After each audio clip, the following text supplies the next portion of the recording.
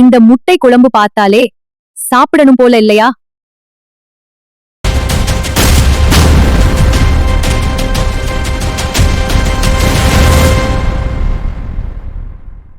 இன்னைக்கு எல்லாருக்கும் பிடிச்ச முட்டை குழம்பு பண்ண போறோம்.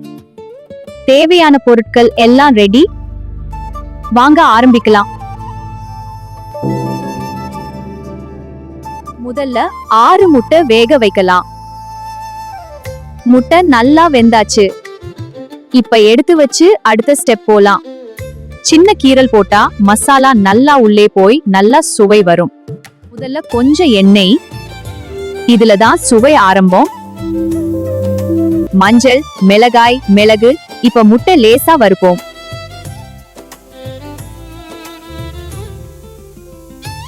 முட்டை நல்லா வறுத்தாச்சு. இதை இப்போ தனியா எடுத்து வச்சுக்கலாம். இப்ப குழம்புக்கு எண்ணெய். அடுத்த மேஜிக் ஆரம்பம்.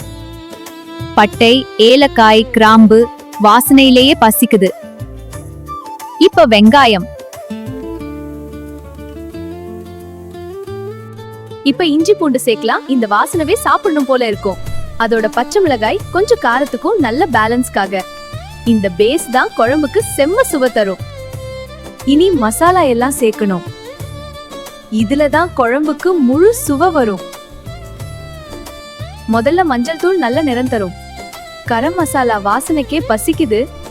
தனியா தூள் சுவை மேல போகும். இத நல்லா வதக்கினாதான் குழம்பு செம்ம சுவை வரும். இப்ப தக்காளி சேர்க்கலாம். இதுதான் மசாலா நல்லா மசிய வைக்கும். தக்காளி நல்லா வதங்கினா சுவை இன்னும் மேல போகும் பாருங்க. இப்பதான் குழம்பு சரியான பதத்துக்கு வருது. கொஞ்சம் தண்ணி சேர்க்கலாம். இப்போ மூடி வேக விடலாம். வா, செம்ம வாசனையா இருக்கு. அடுத்தது தேங்காய் பேஸ்ட் சேர்க்கணும். தேங்காய கொஞ்சம் தண்ணீர் சேர்த்து நல்லா ஸ்மூத்தாக அரைக்கணும். இப்படி நைஸா அரைத்தா குழம்பு ரொம்ப ரிச்சா வரும். ஆஹா, இப்ப தேங்காய் பேஸ்ட் சேர்த்தா குழம்பு ரொம்ப ரிச்சா கிரீமியா மாறும் பாருங்க. இதுதான் அந்த செம்ம டேஸ்ட். இப்போ வறுத்து வச்ச முட்டைய சேர்க்கலாம். கொத்தமல்லி தூவினா ரெடி. சோறு, இட்லி, தோசைக்கு சூப்பரா இருக்கும்.